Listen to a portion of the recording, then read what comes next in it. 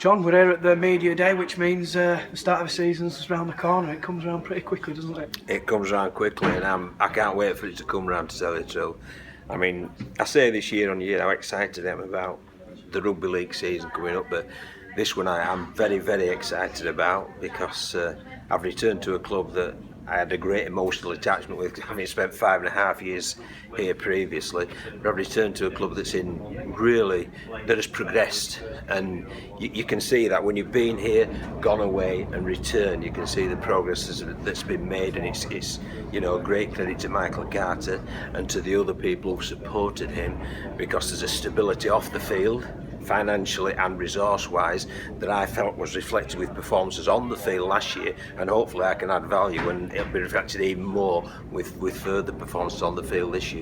You've obviously come in after, is it 5 years at Batley? 5 years at Batley, Five fantastic years, it has to be said, yes. John. How much did you enjoy your time there? I loved it, yeah, I really did. The only drawback was it was part-time, and my wife's really happy because we've got our evenings back, but I'm particularly happy because what it allows us to do, when you're in a full-time environment, you can cross T's, you can dot I's, and you can really go into the finer details, which perhaps you can't in a part-time environment. That was one of the challenges when I first became Batley coach, was prioritising what we needed to cover, and it always niggled me a bit that perhaps I haven't done enough of that, or perhaps we haven't covered that, but you only had a certain amount of time. Whereas the great thing about a full-time environment is you can really dissect the game to a very, very fine detail and look at it in that manner, and hopefully improve performances, and obviously that's the goal. And obviously you've touched upon adding value to the coaching staff. You've come in to work alongside Chesney, but there's not just you two, there's likes of Gilly, Stu, Ryan, Joel behind the scenes, a real team behind the team, if you like. Massively, and well, I've already spoken about the progress off the field. I think that's been made as well with the coaching structures, because you're right, it's got a big off-field team now, where things like injury prevention, injury management's looked at as well to a great extent.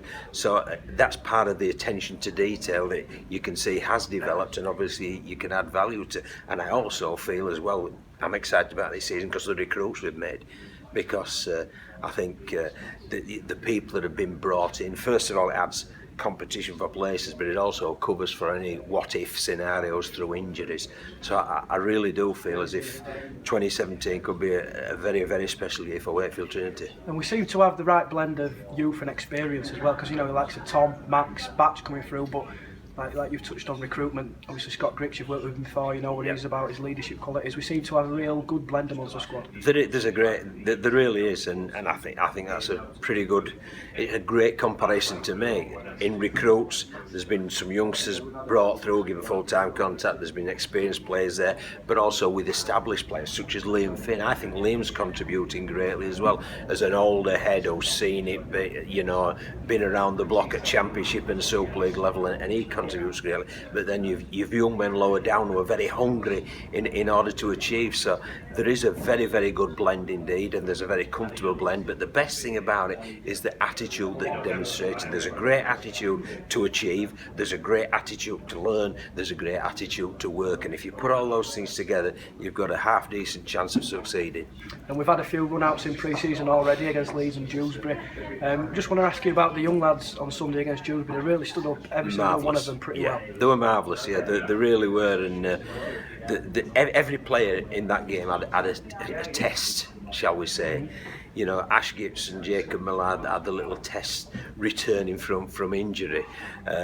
Mason Kane, Brown, Keegan has had the tests of being newcomers into the group and really establishing themselves as a leader. Anthony Walker had a little test. Pick me followed the first game of the season because I'm ready for Super League. The young players have the test of bringing enthusiasm to the party, but also demonstrate that they've got enough ability to be at that level. And all those tests I felt they were all ticked.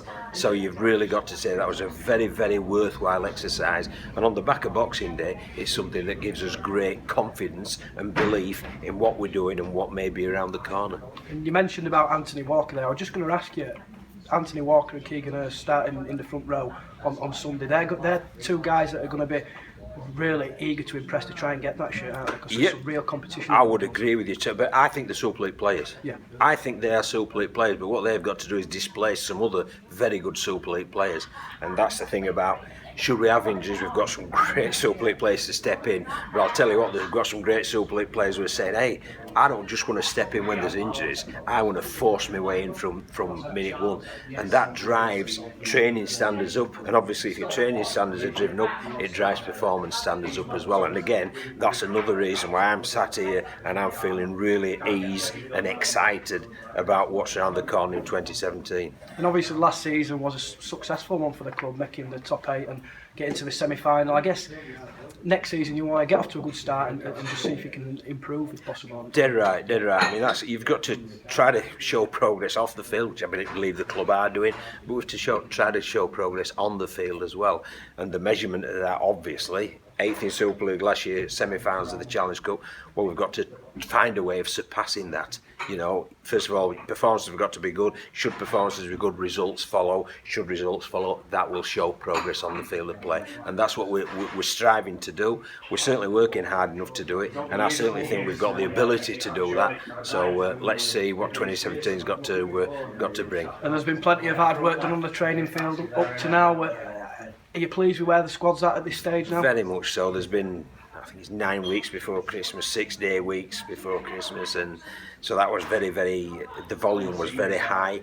There's now been a slight switch from volume to intensity because we're starting to pick up for February the 12th at round 1 of Super League. So yeah, I sense there's good things going on the training field, which obviously it's easy to sense that when you're in and amongst it.